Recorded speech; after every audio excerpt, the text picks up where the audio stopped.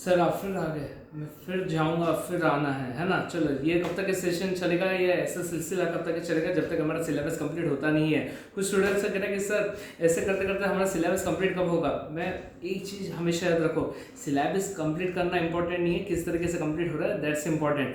Final के particular जब मैं बैचेस लेता हूँ तो यूजुअली मेरा एक ही फंडा होता है कि फाइनल के बैचेस जब मैं लेता हूँ तो एक चीज़ का ध्यान रखता हूँ कि जब सिलेबस मेरा कंप्लीट हो, तो सिलेबस कंप्लीट मतलब मेरे बैच कंप्लीट होने से लेकर एग्जाम के बीच में ड्यूरेशन कम से कम हो। मान के चलो हार्डली 1 महीने से पहले जस्ट मैं बैच कंप्लीट करता हूँ। इसका मुझे सबसे बड़ा एडवांटेज ये होता है कि स्टूडेंट को सारी चीज़ें इजीली रिकॉल रहता है एंड मेरी बैच कंप्लीट होने के बाद उनको ज़्यादा रिवाइज करने की ज़रूरत नहीं पड़ती।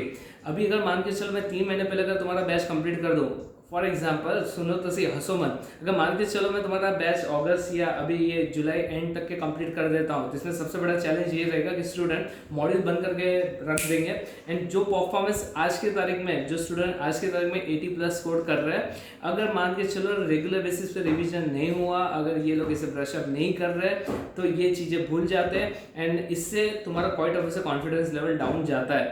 तो जितना ईजी गोइंग या जितना ज़्यादा आप इसे ब्रशअप करोगे उतना ज़्यादा आपके लिए भी अच्छा होगा, मेरे लिए भी अच्छा होगा, मेरा भी कॉन्फिडेंस लेवल हाई रहेगा कि हाँ स्टूडेंट्स मेरे दिखाए हुए रास्ते पे चल रहे हैं। ठीक है, चलो ओके फाइन। चलो इधर उधर की बातें ना करते हुए एक छोटा सा सेशन और ले रहा हूँ मैं। ऊपर देखो, ये सेशन में पढ़ाना कम होगा एंड होमवर्क देना ज़्यादा होगा। 1 मिनट सर आप भगा रहे हो क्या? नहीं, मैं भगा नहीं रहा हूँ। 1 मिनट, मैं भगा नहीं रहा हूँ, बिल्कुल नहीं भगा रहा हूँ, है ना। पिछले जितने भी साल से मैं IT पढ़ा रहा हूँ इसी तरीके से पढ़ा रहा हूँ एंड भरोसा करो जिस तरीके से मैं पढ़ रहा हूँ उसमें बहुत ज़्यादा स्कोर हो जाता है। ठीक है, ऊपर देखो।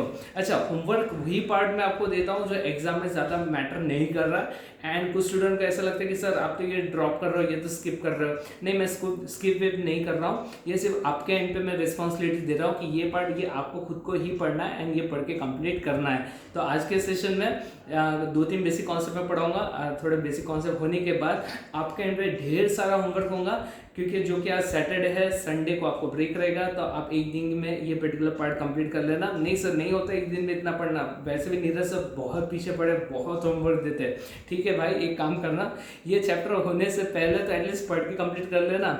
नहीं सर वो भी नहीं होता, तो एक चीज़ प्रॉमिस करना, अटेम्प्ट आने से पहले कभी भी जब चाहे तब कंप्लीट कर लेना एंड उससे पहले अगर कुछ क्वेरीज होगा तो मुझे पूछ लेना। ठीक है, चलो ओके। तो फिलहाल पिछले सेशन में हम लोगों ने फ्लो चार्ट की बात की थी। Flow chart it is one of the way of representing, it is one of the way of diagrammatic representation and diagrammatic representation का दूसरा तरीका होता है डेटा फ्लो डायग्राम। ऊपर देखो, flow chart is used for decision making whereas data flow diagram is used for, it is used to represent flow of data within a software और a process. ठीक है, तो अगर आपको ये check करना है कि डेटा किस तरीके से मूव ऑन कर रहा है, कहाँ से कहाँ जा रहा है, तो इसके लिए आप डेटा फ्लो डायग्राम ही देखोगे, ना कि फ्लो चार्ट। ठीक है, as compare to flow chart data flow diagram is easy to represent, क्योंकि इसमें सिर्फ 4 ही सिंबल है, 4 से 5 ही सिंबल्स होते हैं जो इसके यूज में आते हैं। तो मैं हूँ फिलहाल पेज नंबर 1.50।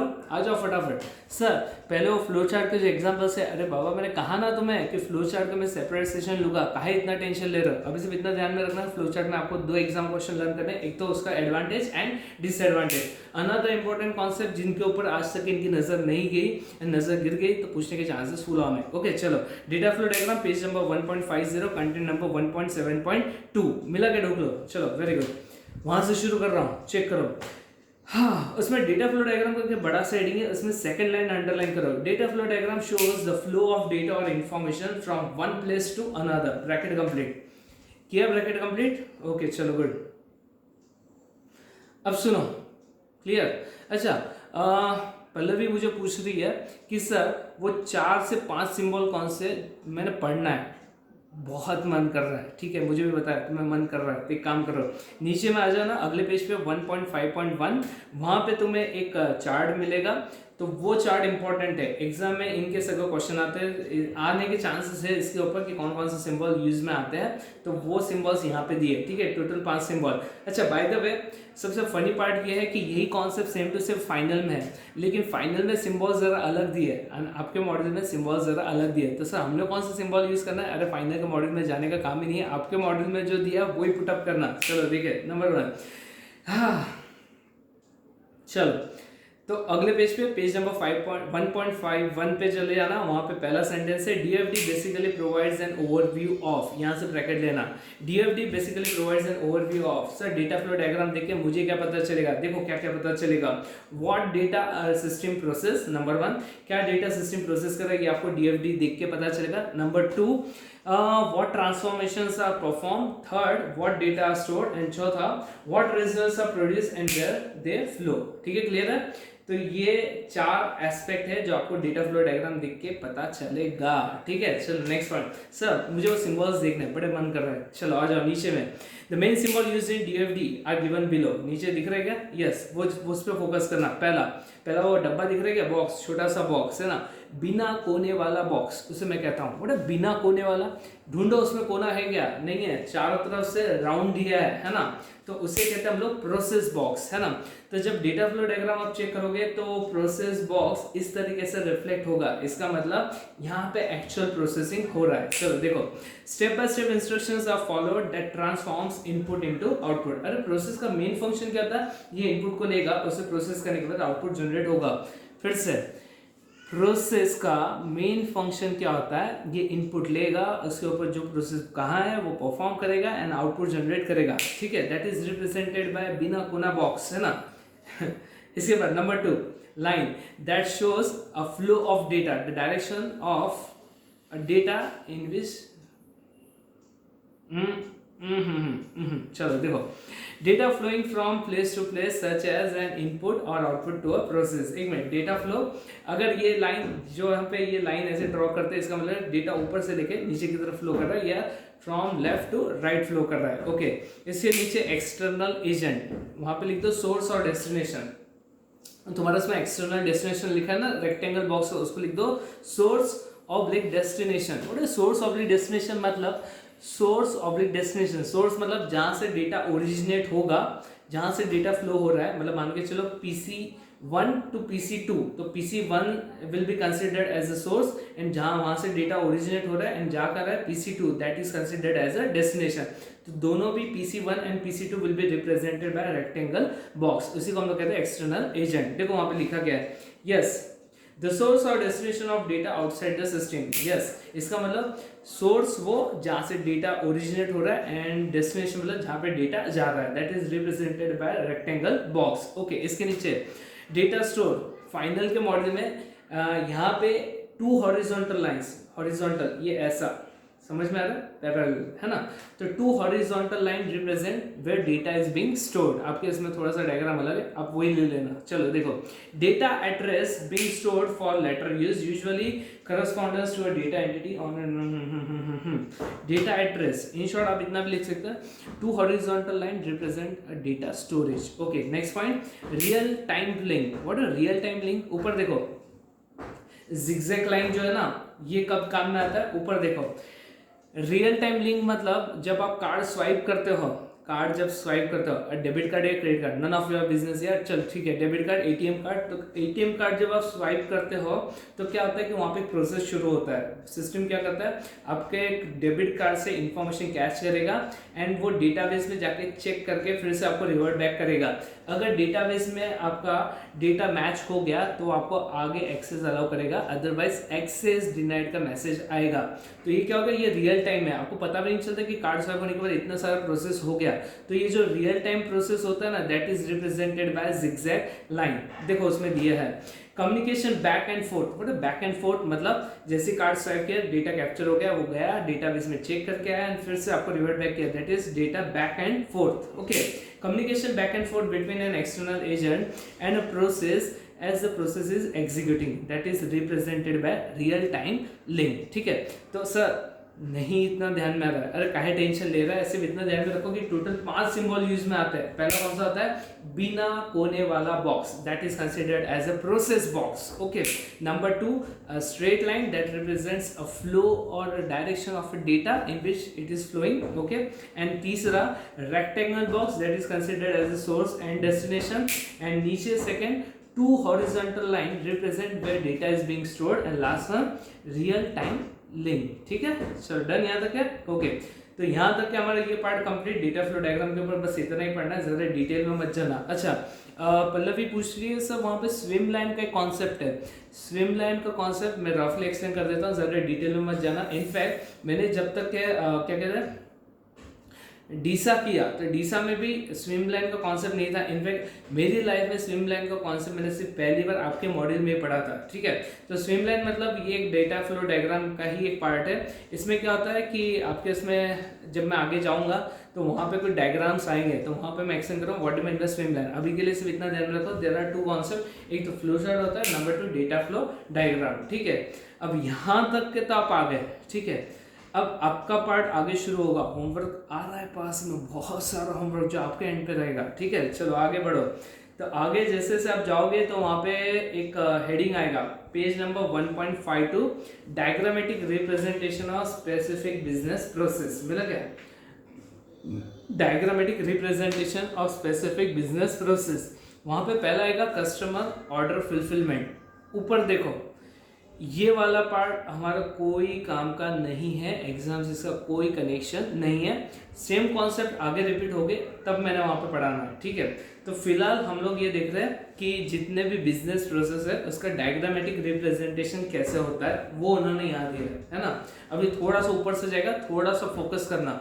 अब सुनो, ये पार्ट एग्जाम से कोई लेना देना नहीं है, लेकिन समझ तो लो क्या है इसमें। पॉइंट ये है कि जितने भी ऑटोमेटेड बिजनेस प्रोसेस है, जितने भी बिजनेस प्रोसेस है, उसको डायग्रामेटिक रिप्रेजेंटेशन करके इन्होंने दिया है। अब डायग्राम नीचे देखना, क्या वो फ्लो चार्ट दिख रहा है क्या? नहीं नहीं, वो फ्लो चार्ट नहीं है। क्या वो डेटा फ्लो डायग्राम है क्या? नहीं नहीं नहीं, कोई एंगल से नहीं सर, वो तो ऐसा कुछ तो बॉक्स बना के दिया है, ऐसे लाइन लाइन खींचे है ना। तो ये जो पर्टिकुलर चार्ट है, ये जो पर्टिकुलर एक फ्लो चार्ट का एक पैटर्न है, उसे हम लोग कहते हैं swim line. Swim line flow chart. Swim line मतलब ये जो लाइन बना के दिए ना, आपको रोज दिख रहे होंगे, दिख रहे हैं क्या ढूंढ लो? अरे बाबा मैं हूँ पेज नंबर 1.52। तो पहले रो में क्या लिखा है? कस्टमर, नीचे में सेल्स, उसके साइड में क्या लिखा है? क्रेडिट एंड इनवॉइसिंग, उसके नीचे प्रोडक्शन कंट्रोल, उसके नीचे कॉपिंग, उसके नीचे असेंबलिंग एंड शिपिंग। समझ में आ रहा है? तो ये जो लाइन बनाया है ना, ये रोज है। ठीक है, अब इसका इनका फंडा क्या है स्विम लाइन का? इनका बोलना है कि अगर कोई पर्सन ये फ्लो चार्ट को देखेगा तो उसे समझ में आ जाएगा कि कौन से डिपार्टमेंट की कौन से रिस्पॉन्सिबिलिटी है, मतलब कौन सा एक्टिविटी कौन से डिपार्टमेंट को बिलोंग करता है। अब कस्टमर का लिखा है ना, तो कस्टमर का काम क्या होगा? वहाँ पे वो ऑर्डर जनरेट करेगा। अरे मैं कस्टमर हूँ तो मैं क्या करूँगा? वहाँ पे ऑर्डर जनरेट करूँगा। ठीक है, एंड सेकंड फंक्शन क्या है? अगर ऑर्डर जनरेट कर रहा हूँ तो क्वाइट ऑब्वियसली वो ऑर्डर रिसीव होने के बाद मुझे इसका पेमेंट भी करना है। मतलब बीइंग एन कस्टमर मेरे ऊपर दो मेजर रिस्पॉन्सिबिलिटीज है। ओके, नंबर 1 एक तो ऑर्डर जनरेट करना एंड नंबर 2 उसका पेमेंट करना। तो ये मुझे वो डायग्राम देख के समझ में आ जाता है कि कस्टमर रिलेटेड दो ही एक्टिविटीज है जो कस्टमर कंट्रोल कर रहा है। समझ में आ रहा है? तो इसी पूरे डायग्राम में ये पैटर्न का हम लोग कहते हैं स्विम लाइन। फाइनल में भी ये कॉन्सेप्ट नहीं है, डीसा करने जाओगे तब भी ये कॉन्सेप्ट नहीं है। भगवान जाने ये आईसीए कहाँ से उठा के लेके आया है, गंदा है। ठीक है, जो भी है, लेना देना उससे कोई लेना देना नहीं है। सिर्फ इतना समझ लो कि what do mean the swim line. ठीक है, तो यहाँ पे डायग्रामेटिक रिप्रेजेंटेशन किया है, इससे हमारा कोई लेना देना नहीं है। तो चिराग पूछ रहा है तो सर फिर एग्जाम पॉइंट ऑफ व्यू से क्या पढ़ना है, वहाँ पे डायरेक्ट आ जाओ। ठीक है, तो एक काम करना, आप सीधा आ जाओगे, आगे जाओ आगे जाओ। किसी को अगर पढ़ने का बड़ा मूड कर रहा है तो पढ़ लेना, क्योंकि यही पार्ट आगे रिपीट होने वाला है, तो आगे दोबारा पढ़ना पड़ेगा। ठीक है, तो सर ये कट मार दो तो चलेगा, 101% चलेगा। कट मार दो, कहाँ तक कट मारते जाओगे? स्किप करो, जो भी करना है आपके एंड पे पढ़ लो। मैं पर्सनली बिलीव करता हूँ कि एक बार पढ़ लेना और इसके बाद कट मारना है तो मार देना। आप जाओगे पेज नंबर 1.56, जंप कर रहे हो। ओए, प्रीवियस सेशन में फ्लो चार्ट पढ़े थे, ये सेशन में डेटा फ्लो डायग्राम। अब आ रहे हो आप लोग पेज नंबर 1.56, है क्या ढूंढ लो? चलो आ जाओ, है ना। वहाँ पे रिस्क एंड कंट्रोल है। हाय सर, ये रिस्क एंड कंट्रोल तो पीछा ही नहीं छोड़ रहा है। नहीं छोड़ेगा। ठीक है, अब सुनो, यहाँ पे रिस्क एंड कंट्रोल है, किसके रिलेशन में?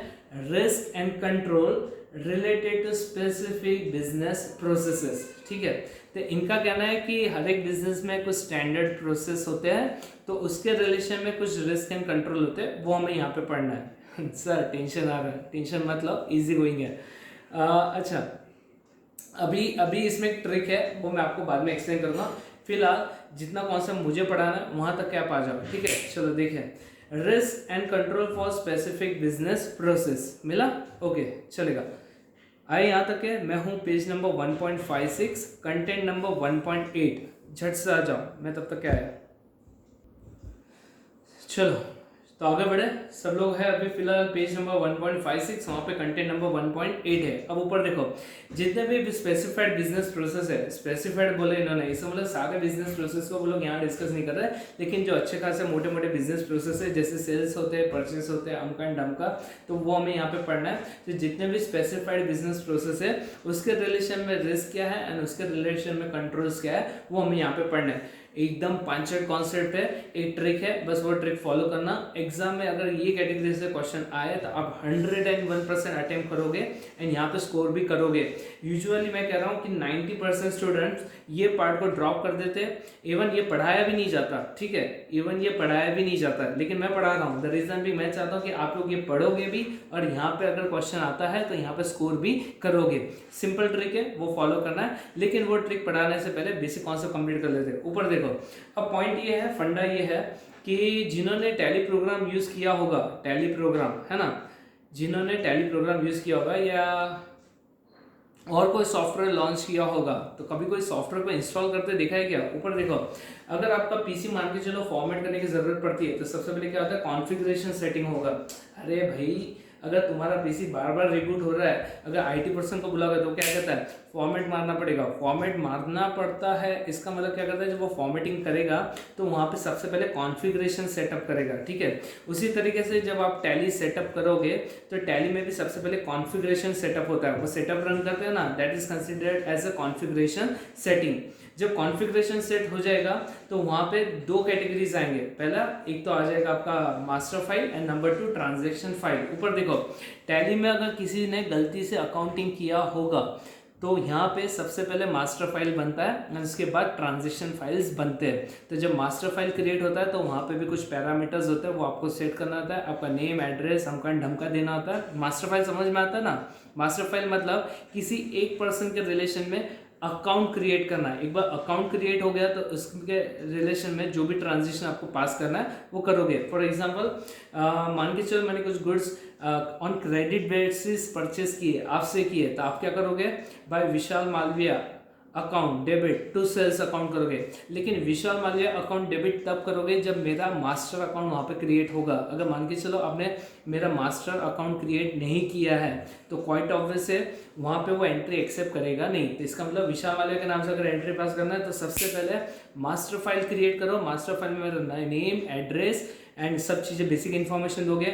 वहाँ पे पूछेगा रेट ऑफ इंटरेस्ट लगाना, क्रेडिट पीरियड कितना देना है। मान के चलो आपने 1 महीने का मुझे टाइम लिमिट दिया कि 1 महीने के बाद या 1 महीने के अंदर आपको पेमेंट करना ही पड़ेगा। अगर 1 महीने से ज़्यादा गया, 1 महीने के ऊपर टाइम गया तो आपको सब वहाँ पे इंटरेस्ट लगना शुरू हो जाएगा, ठीक है।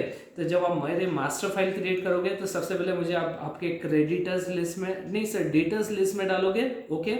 डेटर्स लिस्ट में डालने के बाद वो आपसे पूछेगा क्रेडिट पीरियड कितना है, तो आप कहोगे वहाँ पे 30 डेज एंड नीचे में आ जाएगा whether you want to calculate interest. अगर यस करोगे तो पूछेगा कितना रेट ऑफ इंटरेस्ट, वहाँ पे लगा देना 12% पर एनम। इसका मतलब अगर मैं 30 डेज के अंदर पेमेंट नहीं करूँगा तो आपका सिस्टम अपने आप वहाँ पे 12% से इंटरेस्ट कैलकुलेट करना शुरू कर जाता है। ये आप क्या कर रहे हो, ये मेरा मास्टर फाइल क्रिएट कर रहे हो, ठीक है। मास्टर फाइल जैसा सेटअप होगा अकॉर्डिंग टू दैट ट्रांजेक्शन्स भी एग्जीक्यूट होंगे। इसका मतलब 3 इंपॉर्टेंट एस्पेक्ट होते हैं। ओए ऊपर देखो, मैं तुम्हें पढ़ा रहा हूँ रिस्क एंड कंट्रोल। तो रिस्क एंड कंट्रोल में सबसे पहले ये समझ लो कि कंट्रोल्स 3 लेवल पे आपको वेरीफाई करना है। हमेशा याद रखना, being IAS auditor, being an IAS auditor, जब भी आप IAS ऑडिट पे जाओगे तो 3 लेवल पे फोकस करना। कोई भी सॉफ्टवेयर में सबसे पहला उसका कॉन्फ़िगरेशन कैसे सेटअप किया है ना, कॉन्फ़िगरेशन के रिलेशन में कंट्रोल्स कैसे, नंबर 1। नंबर 2 मास्टर फाइल, इसके रिलेशन में कंट्रोल कैसे, ये आपको as an IAS auditor verify करना है। एंड तीसरा ट्रांजैक्शन, तो ट्रांजैक्शन फाइल के रिलेशन में कंट्रोल्स कैसे क्या एस्टेब्लिश किए ये आपको वेरीफाई करना है। एक चीज याद रखना, बीइंग एन ऑडिटर आपको सिर्फ वेरीफाई करना है एंड रिकमेंडेशंस देना एंड रिपोर्टिंग करना है, बस, इसके अलावा और कुछ नहीं। तो सबसे पहले ये हमें ये पढ़ा रहा है, ICAI हमें ये लेवल पे ये पढ़ा रहा है कि बीइंग एन IAS ऑडिटर जो भी रिस्क एंड कंट्रोल आप वेरीफाई करोगे तो यूजुअली वो 3 लेवल पे होते हैं। पहले तो एक तो कॉन्फ़िगरेशन, मास्टर फाइल एंड तीसरा ट्रांजैक्शन फाइल। तो फिलहाल आप आ जाओगे पेज नंबर 1.56 पे कॉन्सेप्ट है 1.8। हाय कुछ लोग बोल रहे हो ये तो बहुत बोरिंग चल रहा है। अबे बोरिंग कुछ नहीं, इजी गोइंग है। चलो देखो, अरे ये कॉन्सेप्ट एक्सप्लेन नहीं करोगे तो आगे का कॉन्सेप्ट कुछ पल्ले पड़ता नहीं, इसलिए ये समझा रहा हूँ कि ये 3 लेवल पे हमें कंट्रोल्स वेरीफाई करना है। चलो चेक करो सर कहाँ लिखा है, आप फेंक रहे हो क्या? मैं फेंकता नहीं होते बाबा। देखो उसमें page number 1.56 concept number 1.8 risk and control for specified business process. अब रिस्क एंड कंट्रोल पढ़ने से पहले ये समझ लो कि कौन से 3 लेवल पे हमें कंट्रोल्स वेरीफाई करने हैं। Number 1, suitable controls should be implemented to meet the requirement of the control objectives. This control can be manual controls, या तो manual हो गए, या तो automated हो गए, या तो semi automated। देखो उसमें लिखा है these controls can be manual, automated or semi automated provided the risk is mitigated based on the scenario. The controls can be preventive, detective and corrective। Sir याद आ रहा है कहाँ पढ़े हम लोगों ने? चैप्टर नंबर 3 या चैप्टर नंबर 4? ढूंढ लो, चैप्टर नंबर 4 में पढ़े तुम लोग। Chapter number 4 e commerce, M commerce and emerging technology? नहीं सर, चैप्टर नंबर 3 में पढ़े थे। सही कह रहे हो है ना? है केबीसी नहीं खेल रहा हूँ। पॉइंट ये है कि चैप्टर नंबर 3 में हम लोग ऑलरेडी ये 3 कैटेगरीज ऑफ कंट्रोल पढ़ चुके हैं। कंट्रोल्स को 3 कैटेगरी में डिवाइड करते हैं, प्रिवेंटिव, डिटेक्टिव एंड करेक्टिव। अब आगे देखना है ना। Preventive control prevents risk from actualizing, detective control detects the risk as they arise and corrective control facilitates correction in computer system। यहाँ से अंडरलाइन करो, पेंसिल ढूंढ रहे हो, नालायक को ढूंढो जल्दी, है ना? यस हाँ, in computer system control should be checked at 3 levels. Being as auditor ये 3 लेवल पे कंट्रोल्स वेरीफाई करने कौन से? Number 1 namely configuration, number 2 master file and third one transaction file. मिला क्या तुम्हें? चलो यहाँ तक है done. Now the point is what do you mean by configuration, what do you mean master file, what do you mean by transition file? Sir learn करना है क्या? नहीं, ये चिल्लर क्वेश्चन नहीं आता है, सिर्फ कॉन्सेप्ट चेकआउट करो। ओके, मैं पुराना मॉड्यूल उठा रहा हूँ, अब आपके मॉड्यूल से कंटिन्यू करोगे। आप हो पेज नंबर 1.56। सर पुराना module none of your business, है ना? चलो देखें। यस कहाँ हो? यस मिल गए, है ना? चलो पेज नंबर आपके उसमें देखो। इसमें सबसे पहला एस्पेक्ट है, अब सुनो, अब 5 मिनट मुझे देना, मैं 5 मिनट में एक्सप्लेन करूंगा what do mean configuration, what do mean master file and what do mean by transaction file. इसके बाद आपके एंड पे होमवर्क क्या है वो भी एक्सप्लेन कर दूंगा। चलो चेक करो, सिर्फ 5 मिनट, ठीक है? चलो देखो सर, आप ये बार क्यों बोलते कि कितने मिनट का वीडियो और बचा है? ये इसलिए कि कुछ स्टूडेंट को ऐसा लगता है कि कितना बड़ा सेशन चलने वाला है। ये सुन के थोड़ा सा उनको ऐसा हौसला आता है कि अच्छा ठीक है 5 मिनट में हो जाएगा ये सेशन। ओके चलो देखो, configuration. What about configuration? Configuration refers to the way a software system is set up. Configuration is the methodological process of defining options that are provided when any software is installed. अब सुनो ध्यान से क्या बोल रहा है? When any software is installed, values for various parameters should be set up as per policies and business process workflow and business process rules of the enterprise. Bracket complete, बस इतना ही, ठीक है? इसी पैरा में आगे देखो बुलेट्स में कुछ पॉइंट्स आएंगे, उसी के ऊपर एक सेंटेंस है ना? वहां से ब्रैकेट लेना है ना। Configuration will define how software will function. Hi क्या कह रहा है? Configuration will define how software will function and what menu options are displayed. MCQ में आने के चांसेस है, इसे इंपॉर्टेंट करना, ठीक है? चलो लर्न नहीं करना, सिर्फ ध्यान में रखना, ठीक है? Number 2 what ever master file setup करना, मतलब पहले कंपनी इनॉग्रेट कर दिया और इसके बाद अब उसमें मास्टर फाइल क्रिएट करना। जैसे आपने मेरा मास्टर क्रिएट किया था, बस उसी की बात कर रहे हैं। देखो उसमें master refers to the way various parameters are set up for all modules of software like purchase, sales, inventory, finance etcetera. ठीक है, क्लियर है? बस यहाँ पे ब्रैकेट कंप्लीट कर देना। हाँ नहीं सर और पढ़ना है? हाँ और आगे पढ़ लो। चलो This drives how the software will process relevant transition. The masters are set up first time. Underline करो. The masters are set up first time during installation, and these are changed whenever the business process rules or parameters are changed. ऊपर देखो, अब मेरा master file create कर दिया तो जब भी मेरे रिलेशन में एंट्री पास करोगे तो क्या बार बार मास्टर फाइल क्रिएट करना है? नहीं, मास्टर फाइल ये परमानेंट इन नेचर होता है। एक बार मास्टर फाइल सेटअप कर दिया तो फिर से सेटअप करने की ज़रूरत नहीं है। हाँ, अगर मान के चलो मेरा एड्रेस चेंज हो जाता है, मेरा लोकेशन चेंज हो गया, तो आपको आपके मास्टर फाइल में अकॉर्डिंग टू दैट चेंजेस करने पड़ेंगे, ठीक है। तब तक के उसमें चेंजेस करना नहीं। चलो डन, जहाँ तक पढ़ा वहाँ तक के ब्रैकेट कंप्लीट करना। इसके बाद तीसरा, व्हाट अबाउट ट्रांजेक्शंस, ये तो वेरीफाई करना है ना। एक मिनट में तुम्हें ये पढ़ा रहा हूँ कि बीइंग एन आईएएस ऑडिटर सिर्फ 3 लेवल पे आपको कंट्रोल्स वेरीफाई करना है। पहला, एक तो कॉन्फ़िगरेशन लेवल पे आपको कंट्रोल्स वेरीफाई करना है, नंबर 2 मास्टर लेवल पे करना है, एंड तीसरा ट्रांजेक्शन लेवल पे। वही चीज़ें पढ़ा रहा हूँ, बस और कुछ नहीं। चलो देखो, transaction refers to the actual transaction entered through menus and function in the application software through which all the transactions for specific modules are initiated, authorized or approved, bracket complete. बस इतना ही, ठीक है, ठीक है। आपको मैं पढ़ा रहा हूँ risk and control related to specified business process. तो 3 लेवल पे कंट्रोल्स वेरीफाई करना है। पहला कॉन्फ़िगरेशन, नंबर 2 मास्टर, एंड तीसरा ट्रांजेक्शन। डन, चलो ओके, आगे बढ़ो। अब आगे में आ जाएगा कॉन्सेप्ट नंबर, आगे बढ़ोगे तो वहां आ जाएगा आपके उसमें कॉन्सेप्ट नंबर 1.8.2 मिला गया, 1.8.2। अब होमवर्क है, यहाँ से ध्यान से पढ़ना है, ठीक है। चलो चेक करो। अब यहाँ पे ऊपर में लिख देना few examples of business process, बस इतना लिख देना। अरे वो लिखा है ना P2P, व्हाट है P2P, प्रोक्यूर टू पे। व्हाट है प्रोक्यूर टू पे, मतलब मैंने परचेस ऑर्डर प्लेस किया तो एंड कहाँ होगा, जब मैं पेमेंट करूंगा तब वो एंड होगा ट्रांजेक्शन, तो ये प्रोक्यूर टू पे है ना। तो ऊपर में हेडिंग लिख देना few examples of business process, लिखा। चलो ओके, अब कितने एग्जाम्पल्स हमें पढ़ने हैं वो आप ध्यान से पढ़ लेना, मैं पढ़ा रहा हूँ, मैं बता रहा हूँ कौन कौन से स्पेसिफाइड बिजनेस प्रोसेस हमें पढ़ना है। पहला P2P, व्हाट है P2P, प्रोक्यूर टू पे, ओके। आगे जाओगे तो वहां पर आएगा O2C, व्हाट है O2C, ऑर्डर टू कैश, है ना। आपको ऑर्डर मिलेगा एंड खत्म कब होगा, जब आपको कैश रिसीव होगा, ठीक है, ये 2। तीसरा हो जाएगा आपका इन्वेंट्री साइकिल, ओके। नहीं से इन्वेंट्री से पहले और कोई है क्या, हाँ वही है ना, इन्वेंट्री साइकिल, ये तीसरा है। इसके बाद चौथा आ जाएगा आपका ह्यूमन रिसोर्स आ जाएगा, चौथा ह्यूमन रिसोर्स, ओके। पांचवा आ जाएगा फिक्स्ड एसेट, मिला, ओके। एंड इसके आ जाएगा आपका GL, व्हाट है GL, okay, GL general ledger, okay. तो ओवरऑल 6 एस्पेक्ट है, 6 स्पेसिफाइड बिजनेस प्रोसेस है जो हमें यहाँ पे पढ़ने हैं। टेंशन मतलब है, इजी है ना। अब सुनो आपके एंड पे होमवर्क क्या है, अब सुनो। अब पहला वाला पार्ट ले लो, पहला वाला पार्ट कौन सा है, P2P, मिला आपको। P2P में लिखा प्रोक्यूर टू पे, मिला, ओके।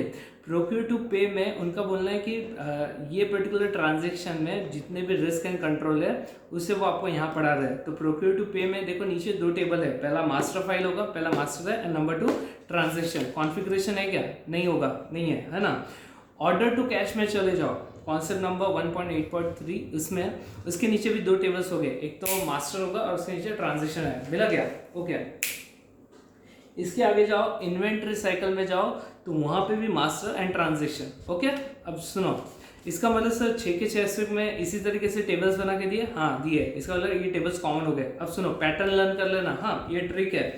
पहला ले लो प्रोक्यूर टू पे, मिला क्या तुम्हें प्रोक्यूर टू पे, उसमें रिस्क एंड कंट्रोल ऑब्जेक्टिव्स ऐसे 2 कॉलम बना के दिए, रिस्क एंड कंट्रोल ऑब्जेक्टिव, लिखा है क्या, मिला, रिस्क एंड कंट्रोल। ये मास्टर्स, नीचे ट्रांजेक्शन में जाओ तो वहां पे भी रिस्क एंड कंट्रोल ऑब्जेक्टिव्स है, मिला, मिला, ओके। आगे जाओ, जितने भी टेबल्स आप आगे देख लो तो वहां पे रिस्क एंड कंट्रोल ऑब्जेक्टिव इसी तरीके से दे। इसका मतलब ये कैटेगरी में से एग्जाम में क्वेश्चन आया तो एक चीज कंफर्म है कि हमें ये टेबुलर फॉर्म बना देना है ना, सीधा सीधा। ये 6 में से कोई भी प्रोसेस आ गया तो सबसे पहले टेबल बना दो, पहले मास्टर, नीचे ट्रांजेक्शन, मास्टर में 2 column risk and control objective, master में ये ट्रांजेक्शन फाइल में risk and control objectives, clear है। अब सुनो, बहुत चिल्लर है, अब ये ध्यान से पढ़ना। अब हर एक कैटेगरी में जैसे मास्टर्स एंड ट्रांजेक्शन है, कोई भी 3-3 पॉइंट आपको मार्कआउट करना है एंड वो रट्टा मार लेना है, ठीक है। अच्छा, जो 3 पॉइंट्स यहाँ मार्क करोगे, अगले कॉन्सेप्ट में जाओगे, अगले लेवल पे जैसे O2C में जाओगे तो वहाँ पे भी सेम पॉइंट्स मिलेंगे इसका मतलब टोटल 6 कॉन्सेप्ट है, सब में सेम पॉइंट्स है क्या, सेम है, ऑलमोस्ट सेम है। एक तो पहली बात, ये एग्जाम में क्वेश्चन नहीं आता, रेयरली अगर पूछा 2 मार्क के लिए तो बोनस क्वेश्चन है, तो हमें करना क्या है, ये कैटेगरी में से कोई भी क्वेश्चन है तो पहले क्या करना, master file and transaction file. Master में 2 कॉलम, एक तो रिस्क एंड कंट्रोल, नीचे में फिर से रिस्क एंड कंट्रोल, इस तरीके से इतना ड्रॉ करना है, इतना तो जम ही जाता है, क्वाइट ऑब्वियस है। अब जो 3 पॉइंट्स की मैं बात कर रहा हूँ वो पढ़ के देखना, बहुत चिल्लर है। फॉर एग्जाम्पल प्रोक्यूर टू पे में जो मास्टर फाइल होगा, मान के चलो प्रोक्यूर टू पे में आपने मेरी कंपनी से कुछ परचेस किया है, तो आपने मेरा एक मास्टर क्रिएट कर दिया, विशाल मालवीय एंड कंपनी।